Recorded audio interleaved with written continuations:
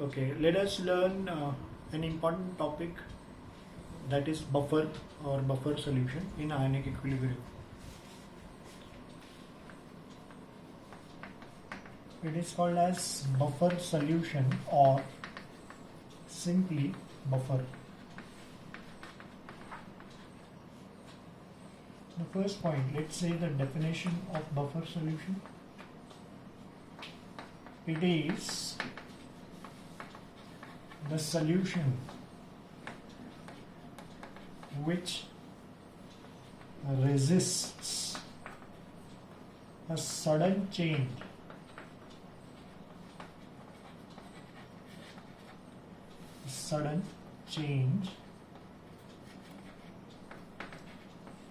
in its pH on addition of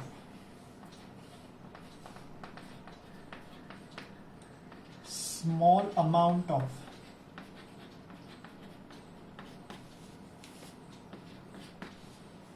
strong acid or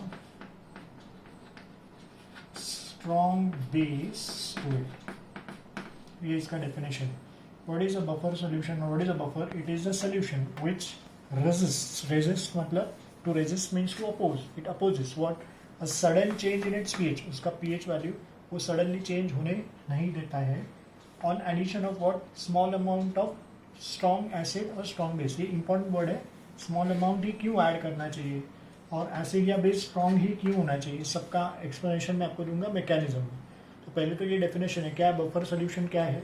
वो अपना pH change होने नहीं देता है, उसका अपना एक पीएच रहता है, लेकिन उसमें अगर आप small amount of strong acid add करोगे तो पीएच चेंज होना चाहिए, लेकिन नहीं होता है. Small amount of strong base add करेंगे, है ना, तो वो चेंज अपना पीएच चेंज होने नहीं देता है. That is buffer solution. फिर सेकेंड पॉइंट देख लेते हैं, कैरेक्टरिस्टिक्स ऑफ बफर सोल्यूशन. मतलब पहचानने का कैसे कि सोल्यूशन बफर सोल्यूशन है. So let us see the characteristics.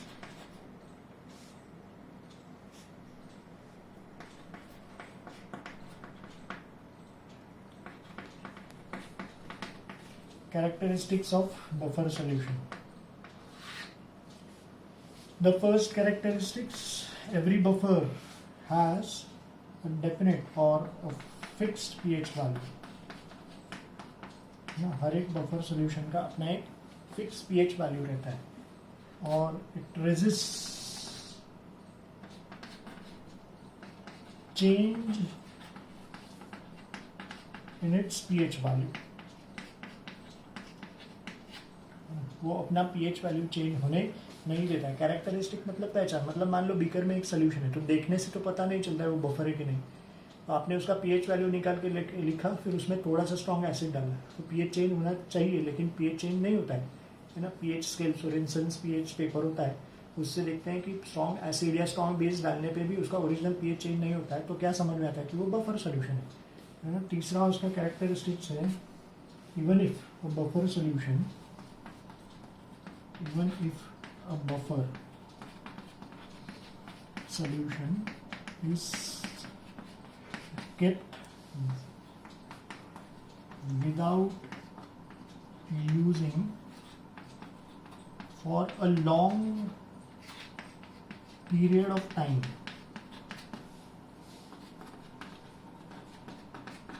its pH does not change. ये इसका एक बहुत बड़ा कैरेक्टरिस्टिक है ना. कोई भी ऐसा सोल्यूशन है ना जो अपना पीएच रिटेन करता है बहुत देर तक, स्टैंड स्टिल रखा, मतलब देर महीने साल तक भी बफर का पीएच चेंज होता नहीं है अगर उसको यूज़ नहीं किया तो ये तीन उसके मेन कैरेक्टरिस्टिक्स है बफर सोल्यूशन के. फिर इसके बाद उसका यूजेस देख लेते हैं. What are the uses of buffer solution. इसका ज़्यादातर एक ही यूज है. इट इज यूज्ड एज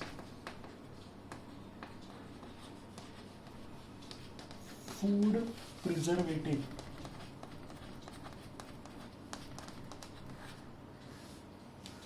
है ना, फूड प्रिजर्वेटिव. जैसे हम लोग जो सॉसेस अलग अलग तरीके के यूज़ करते हैं उसमें विनेगर आता है, एसिडिक एसिड, जिसकी वजह से सॉसेस का पीएच चेंज नहीं होता है, मतलब उसका टेस्ट खराब नहीं होता. कोई भी खाने की चीज़ जो है उसको प्रिजर्वेटिव लगता है ख़राब ना होने के लिए, तो उसमें आप बफर सोल्यूशन ऐड कर सकते हैं। जैसे सोडियम बेंजोएट होता है, वो जैम्स और जेलीज में होता है, इसके लिए बहुत महीनों तक, सालों तक वो प्रिजर्व करके रखेंगे तो भी खराब नहीं होते हैं। We Indians are very fond of pickles, हम लोग अचार बनाते हैं अलग अलग, उसमें आपने देखा होगा कि ऑयल डलता है और सॉल्ट होता है। ऑयल और सॉल्ट किस चीज़ का काम करता है? एक्ट्स एज बफर सोल्यूशन, है ना, जो उसका पीएच चेंज होने नहीं देता है। या हम लोग मुरब्बा यूज़ करते हैं मीठा, उसमें भी शक्कर का जो सॉल्वेंट यूज़ किया जाता है ना, शुगर सिरप यूज़ करते हैं, that acts as a food preservative which does not allow the pH to change. उसका एसिडिक लेवल और बेसिक लेवल फिर मेंटेन करता है, तो टेस्ट खराब नहीं होता है। ब्लड में भी बफर होता है, जिसकी वजह से ब्लड का पीएच मेंटेन किया जाता है ना। Buffer is that very important, है ना। Blood is almost a neutral solution having pH almost equal to 7, ऐसा 6.45 ऐसा न्यूट्रल के आसपास। वो प्लस और माइनस 4 अगर हो गया, है ना, पीएच अगर डिस्टर्ब हो गया तो आदमी मर जाता है। तो इसके लिए बॉडी बफर जो होता है वो काम करता है, पीएच ब्लड का चेंज होने नहीं देता है। These are some of the uses of pH. इसके अलावा पीएच के बफर के टाइप्स भी हैं।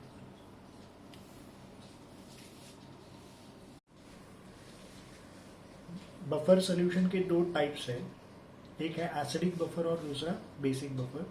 तो पहले एसिडिक बफर और बेसिक बफर क्या है वो देख लेते हैं, उसका एग्जांपल देखते हैं, फिर उसका मैकेनिज्म हम लोग सीखने वाले हैं। टाइप्स ऑफ बफर में the first one is acidic buffer. Acid buffer ऐसा कहते हैं, है ना, या तो एसिडिक बफर ऐसा भी कह सकते हैं। So I just write it, acid buffer या acidic buffer. What is it? It is a combination or mixture of a weak acid, WA मतलब weak acid, and the salt of the weak acid with any strong base.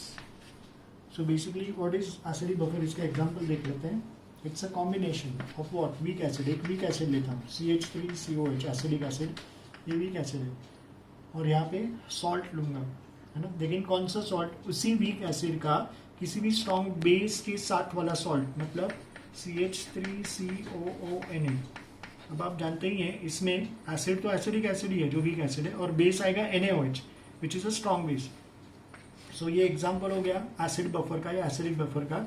It's a combination, है ना, इन दोनों का combination of what? A weak acid and a salt of the same weak acid with any strong base. ये हो गया acidic buffer. वैसे दूसरा टाइप है बेसिक बफर, बेस बफर और basic buffer. What is it? It is a combination of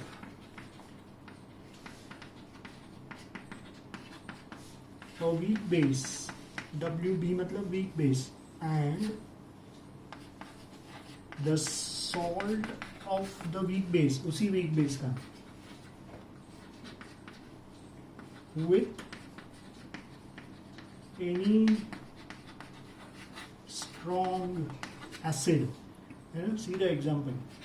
It's a combination of a weak base ले रहा हूँ NH4OH, है ना। ये पूरा लिस्ट मैं आपको दे चुका हूँ, weak acid, weak base, strong acid, strong base का। वीक बेस, एंड यहाँ पे मैं सॉल्ट लूंगा of the same weak base with a strong acid. इसमें HCl एसिड है, बेस तो यही है NH4OH, लेकिन एसिड आएगा HCl which is a strong acid. So what is it? It's a basic buffer which is a combination of a weak base and a salt of the same weak base with any strong acid. This is basic buffer. इसके बाद अभी हम लोग इसका mechanism देखते हैं।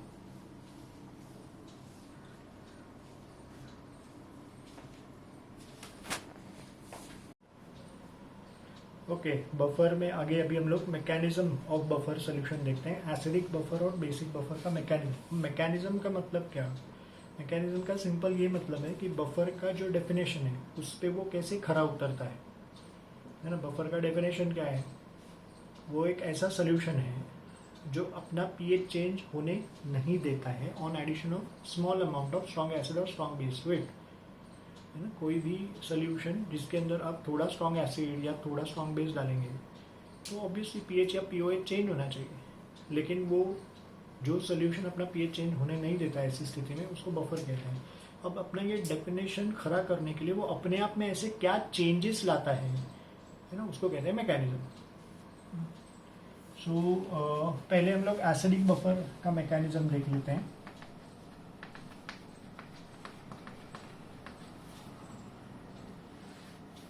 Acidic buffer का मैंने आपको एग्जांपल दिया था, weak acid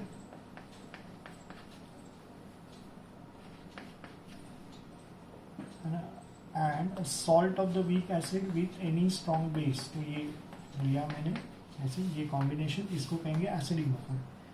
it's a combination of week acid and a salt of the same weak acid with any strong base. ये हो गया एसिडिक बफर। ये अपने आप में क्या चेंजेस लाता है वो देखना है ना।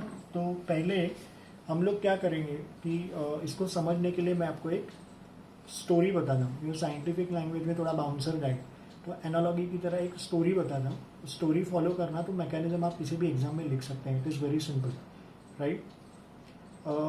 स्टोरी ऐसा है, once upon a time there was a war happening between buffer solution and the strong acid and strong base, correct ना। मतलब हमारे और बफर के बीच में वॉर है। वॉर झगड़ा किस चीज़ का है? हमने बफर को चैलेंज किया है, क्या मैं तेरा पीएच चेंज करूंगा ही, और बफर क्या कहता है, मैं अपना पीएच चेंज होने नहीं दूंगा। तो अभी वॉर है तो वेपन आएगा, तो हमारे पास वेपन है, हम लोग कोशिश करेंगे कि उसका पीएच डिस्टर्ब करेंगे।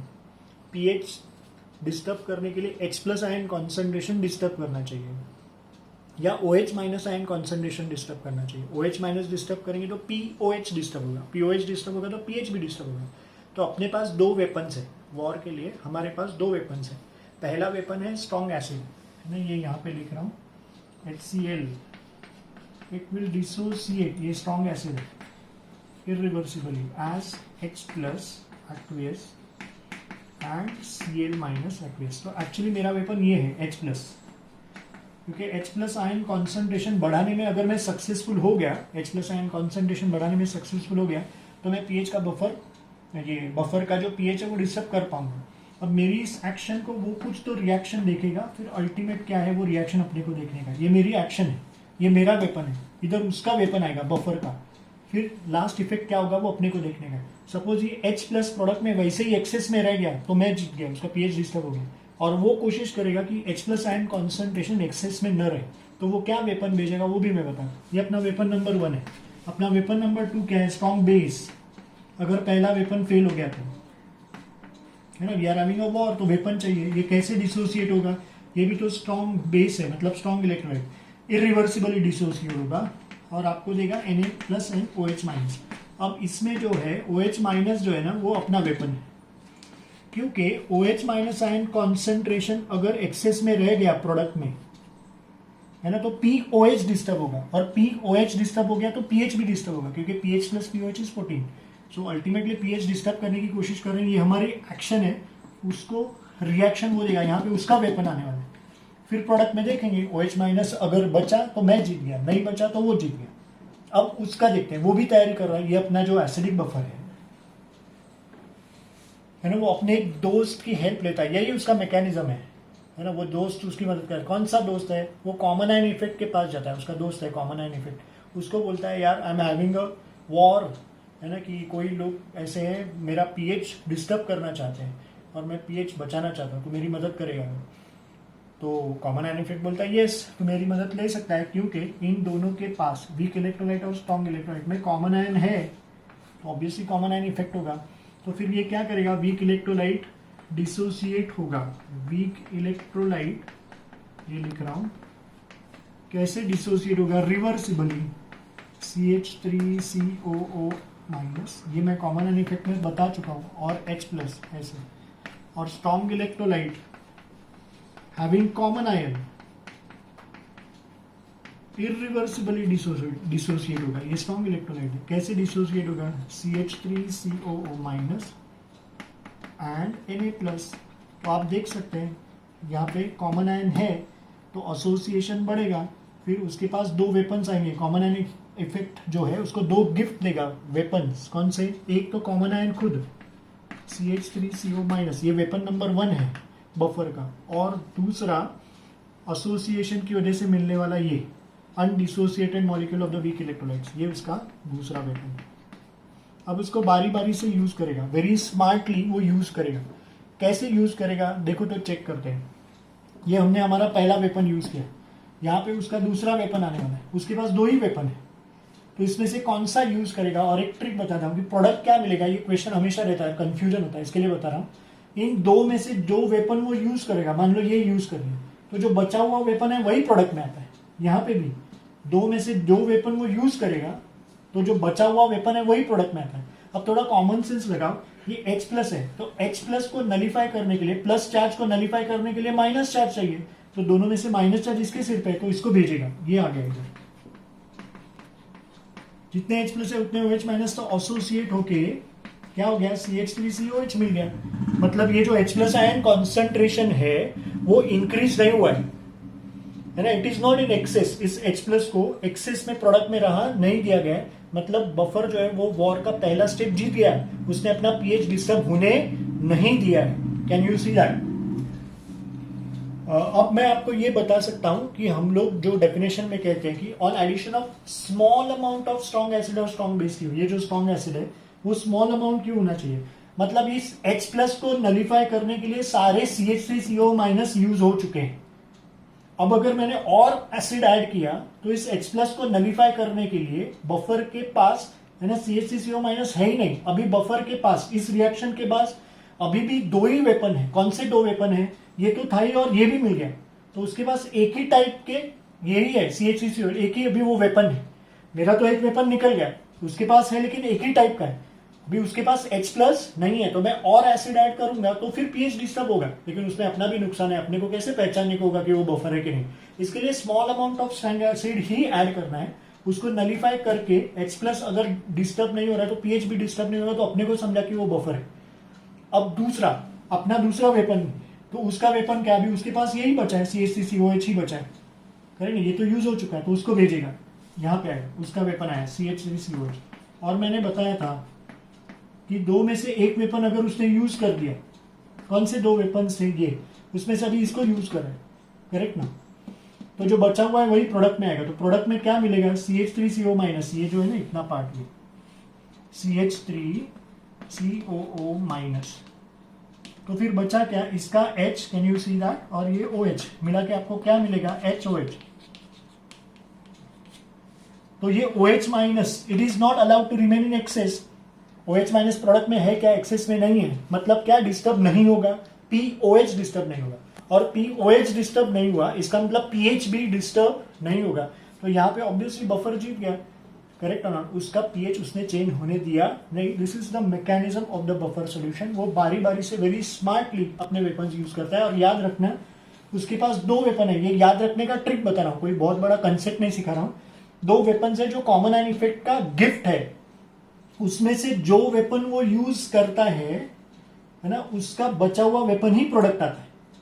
2 वेपन में से जो वेपन यूज करता है उसका बचा हुआ जो वेपन है वही प्रोडक्ट आता है ना? ये अगर लिख दिया तो रिएक्शन अपने आप हो जाएगा। अब जैसे हमने एसिडिक बफर का मैकेनिज्म देखा, वैसे बेसिक बफर का भी मैकेनिज्म अभी हम लोग देखते हैं।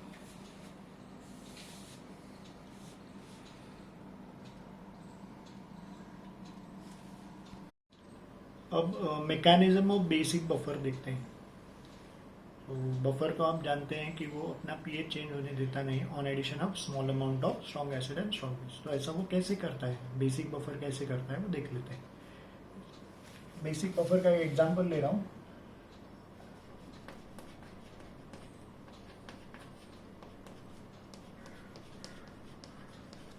So what is basic buffer? It's a combination of a weak base and a salt of the same weak base with any strong acid. अब हम लोग इसको चैलेंज करेंगे। We are having a war, जो स्टोरी मैं बता रहा हूँ, हमारे और इसके बीच में झगड़ा है। हमने क्या चैलेंज किया है कि मैं तेरा पीएच चेंज करूंगा, मैं तेरा पीओएच चेंज करूंगा, और वो चैलेंज एक्सेप्ट करता है, बोलते तू करके तो दिखा, है ना? तो वो चेंज होने नहीं देगा। तो वॉर के लिए क्या चाहिए, वेपन्स चाहिए। तो अपने वेपन्स कौन से वो देख लेते हैं। अपने पहला वेपन है strong acid HCl, in its aqueous solution, ये strong acid, how it will dissociate irreversibly as H plus and Cl minus. So actually अपना वेपन जो है वो H plus है, क्योंकि अगर H plus आयन कॉन्सेंट्रेशन मैंने इसको बफर में ऐड करने के बाद H plus आयन कॉन्सेंट्रेशन अगर एक्सेस हो गया तो फिर बफर का pH डिस्टर्ब हो जाएगा, राइट. तो वो कोशिश करेगा कि हमारी एक्शन को यहाँ पे कोई रिएक्शन दे, राइट. ये अपना पहला वेपन है, वो फेल हो गया तो अपने पास दूसरा वेपन है, एक स्ट्रॉन्ग बेस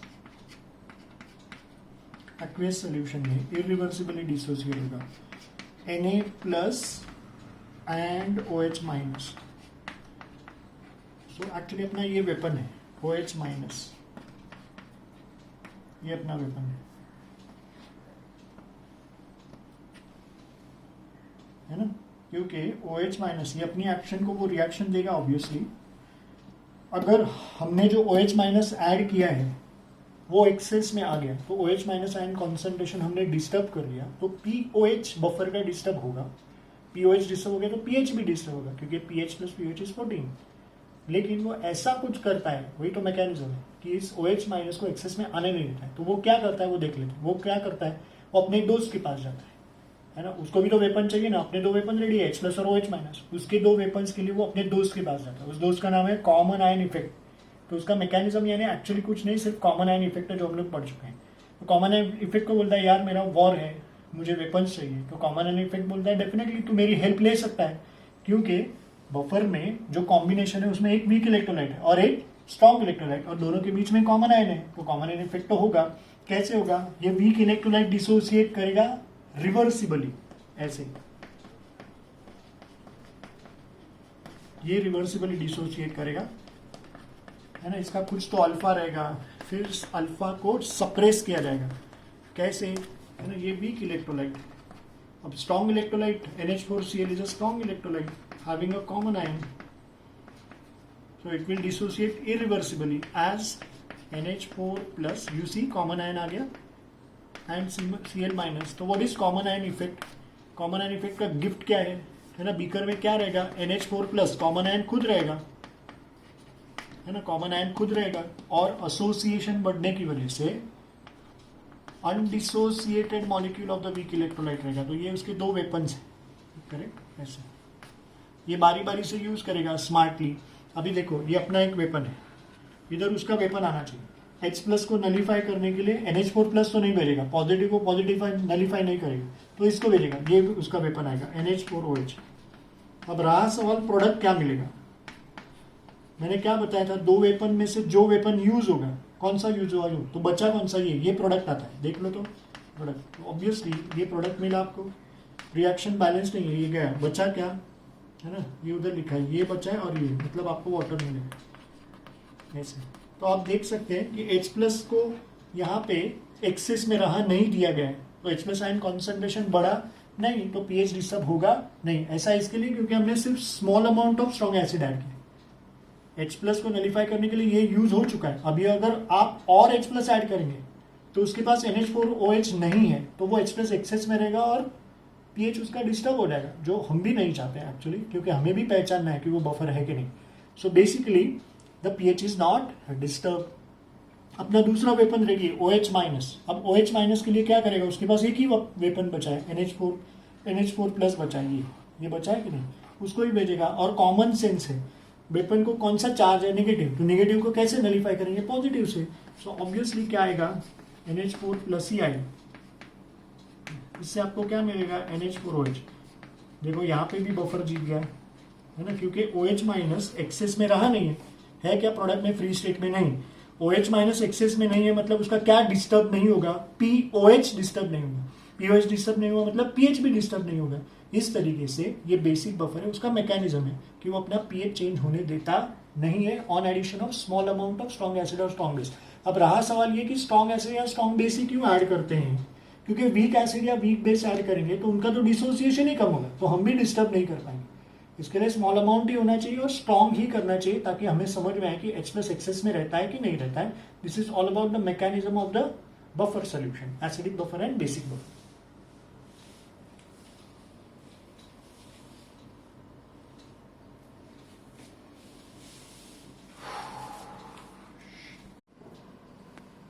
एसिडिक बफर और बेसिक बफर के बारे में दो इम्पॉर्टेंट प्रॉपर्टीज आपको सिखा रहा हूँ, वो एंट्रेंस के लिए बहुत ज़्यादा इम्पॉर्टेंट। एक है रिजर्व एसिडिटी और दूसरा है reserve basicity. Mark my words, I am saying reserve acidity, reverse नहीं बोल रहा हूँ। Reserve acidity and reserve basicity. अब ये रिजर्व वर्ड क्या होता है वो तो आप जानते ही हैं। जो चीज़ें हम लोग बचत करके रखते हैं, रिजर्व में रखते हैं, वो मुश्किल समय में सिर्फ यूज़ करते हैं। कोई क्राइसिस हो तभी यूज़ करते हैं। जैसे कोई हाउस वाइफ है, वो हमेशा कुछ सेविंग रिजर्व में रखती है। तो अगर कोई खर्चा आया, जैसे मेडिकल इमरजेंसी आया घर पे और अचानक से कैश चाहिए, तो फिर वो जो हाउस वाइफ माँ होती है वो रिजर्व में रखे हुए पैसे यूज़ करती है। रिजर्व में रखी हुई चीज़ें कभी भी यूज़ नहीं करनी होती है, हम लोग जानते हैं, तभी तो उसको रिजर्व कहते हैं। या कार में भी रिजर्व में पेट्रोल होता है, तो अचानक से पेट्रोल अगर ख़त्म हो गया बीच रास्ते में, तो फिर गाड़ी रिजर्व में जाता है ताकि हम लोग पेट्रोल पंप तक पहुंच सके। ऐसा तो वो क्राइसिस में रिजर्व वाला पेट्रोल यूज़ करना होता है। इन फैक्ट इन शॉर्ट मुझे आपको ये बताना है सिर्फ कि रिजर्व इस वर्ड को समझ लेना। जब मुश्किल समय आता है तो रिजर्व में रखी हुई चीज़ें यूज़ की जाती हैं। तो एसिडिक बफर और बेसिक बफर का भी पीएच खतरे में आया है, तो ऐसे मुश्किल समय में वो अपना रिजर्व एसिडिटी और रिजर्व बेसिसिटी यूज़ करता है। जैसे कि हमने मैकेनिज्म देखा, उसमें ये हमारी एक्शन है, ये जो एसिडिक बफर है, कैन यू सी दैट, ये एसिडिक बफर है, पूरा मैकेनिज्म में सिखा चुका हूँ। इसमें ये हमारी एक्शन को, उसकी ये जो रिएक्शन है एसिडिक बफर की, है ना, उसको कहते हैं रिजर्व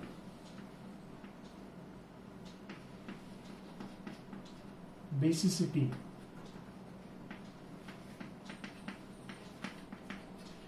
ये जो उसने ऐड किया है इसको कहते हैं रिजर्व बेसिसिटी, और ये हमारी एक्शन है, उसको, ये उसकी रिएक्शन है, उसको कहते हैं रिजर्व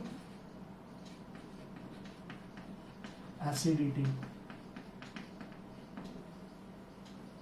राइट। ये बेसिक बफर है इस तरफ, यहाँ पे इसका मैकेनिज्म है, ये बेसिक बफर है, कैन यू सी दैट। ये हमारी एक्शन है और ये उसकी रिएक्शन है, इसको क्या कहेंगे, reserve basicity.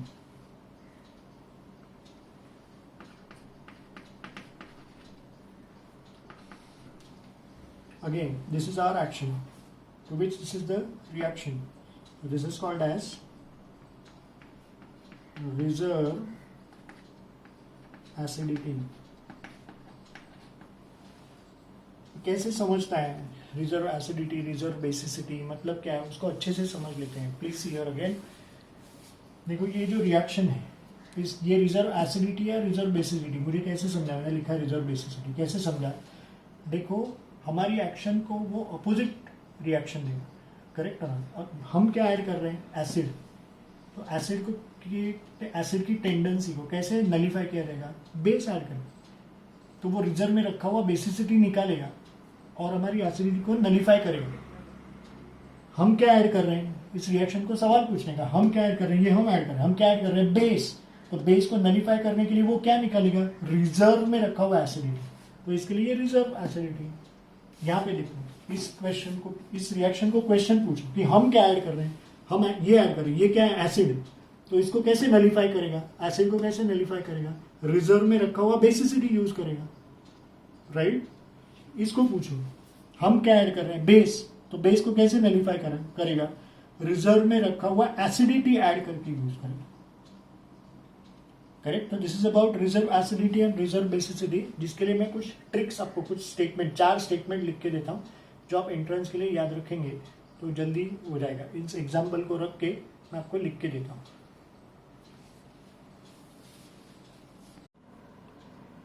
Okay, let's see 4 important statements regarding the reserve acidity and reserve basicity.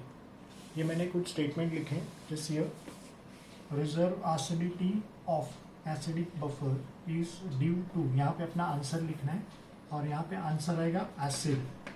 कैसे आया मैं आपको समझाने वाला हूँ, सिखाने वाला हूँ, ये फर्स्ट। दूसरा, reserve basicity of acidic buffer is due to the anion,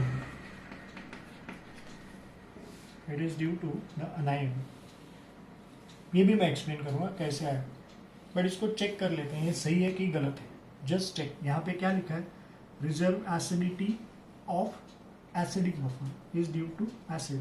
तो ये एसिडिक बफर का मैकेनिज्म है, करेक्ट, ये श्योरली एसिडिक बफर का मैकेनिज्म है, जिसमें can you see this, reserve acidity is due to acid, ये एसिड ही है, reserve acidity of acidic buffer is due to acid, ऐसा, and reserve basicity of acidic buffer is due to अनायन, correct, you see there, reserve acidity of acidic buffer का reserve acidity ये है, is due to acid, किधर लिखा है, is due to acid, और ये reserve acidity है ये एसिड की वजह से, एसिडिक एसिड। दूसरा क्या लिखा है, reserve basicity of basic buffer is due to anion, किधर है, see reserve basicity, can you see that, of acidic buffer is due to anion, ये अनायन है, यस। अब यहाँ पे देख लेते हैं, reserve basicity of basic buffer is due to base. तो बेसिक बफर है ये, इसका मैकेनिज्म है ना, उसमें देख लेते हैं क्या ढूंढना है अपने को, रिजर्व बेसिसिटी, किधर लिखा है, ये लिखा है, reserve basicity of basic buffer is due to base, ये बेस है, इट इज करेक्ट। फिर next, reserve acidity of basic buffer is due to the cation.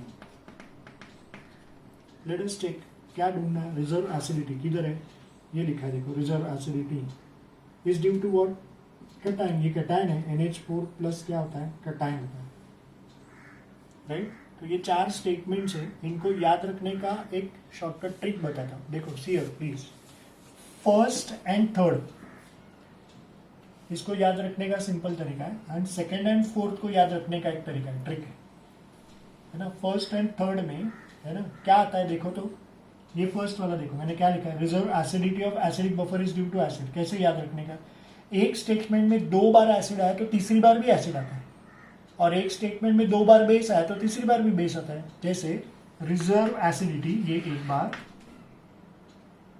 Of acidic buffer ये दूसरी बार, तो तीसरी बार भी क्या आएगा, एसिड ही आएगा, हो गया यार।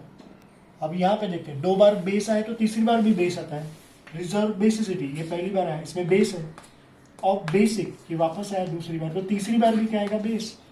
Reserve acidity of acidic buffer is due to acid, reserve basicity of basic buffer is due to base. अब ये सेम हो गया। अभी अपोजिट वाला देखते हैं, अपोजिट वाला मतलब क्या, सी द थर्ड स्टेटमेंट, ये rather second statement, reserve basicity of acidic buffer, तो ये उल्टा हो गया, अपोजिट जो मैं बोला ना कि एसिड का बेसिसिटी देखना है, करेक्ट, और यहाँ पे भी उल्टा है, see reserve acidity of basic buffer, ये भी उल्टा है ना, बेसिक बफर का एसिडिटी। तो उसमें मैं एक ट्रिक आपको बताता हूँ, just here closely come here, ये जो सेकेंड वर्ड है, ये फर्स्ट वर्ड और सेकेंड वर्ड का सेकेंड लेटर जो है ना, वहीं से ये शुरू होगा, ऐसा है ना, ए इधर है और ए इधर है, यहाँ पे भी वैसा है, जस्ट हियर सेकेंड वर्ड, ये फर्स्ट वर्ड और ये सेकेंड वर्ड का सेकेंड लेटर सी, तो यहाँ पे भी सी है। This is how you can remember. आपका आंसर या तो एनायन या कटायन आने वाला है, एनायन आएगा या कटायन आएगा, क्या बताया मैंने, जब अपोजिट होता है, बेसिक बफर का एसिडिटी या एसिडिक बफर का बेसिसिटी, ऐसा जब रहेगा तो जो सेकेंड वर्ड है उसका सेकेंड स्टेटमेंट, या तो और सिंपल एक चीज बताता हूँ कि इसका आंसर जो अपोजिट वाला होता है ना, बेसिक बफर का एसिडिटी या एसिडिक बफर का बेसिसिटी, अपोजिट वाला, उसमें common ion is always answer, common ion. जैसे इसमें कॉमन आयन क्या है, ये अगर आप देखेंगे कॉमन आयन क्या है, NH4 प्लस क्या है, कटायन है, करेक्ट है। यहाँ पे भी ये अपोजिट वाला है कि नहीं, एसिडिक बफर का क्या पूछा है, बेसिसिटी, तो आंसर क्या आएगा, कॉमन आयन। इसमें कॉमन आयन क्या है, CH3CO- जो अनायन है, ऐसे आप याद रख सकते हैं। So it is very simple, you can see reserve acidity of acidic buffer is due to acid, reserve basicity of basic buffer is due to base. 2 बार एसिड आया तो तीसरी बार एसिड, 2 बार बेस आया तो तीसरी बार बेस। अब अपोजिट वाला देखते हैं, reserve basicity of acidic buffer is due to, है ना, ए से अनायन या कॉमन आयन, अपोजिट वाला। और एक reserve acidity, you see reserve acidity of basic buffer opposite है, इज ड्यू टू कटायन, ये सेकेंड वर्ड सेकेंड लेटर या कॉमन आयन।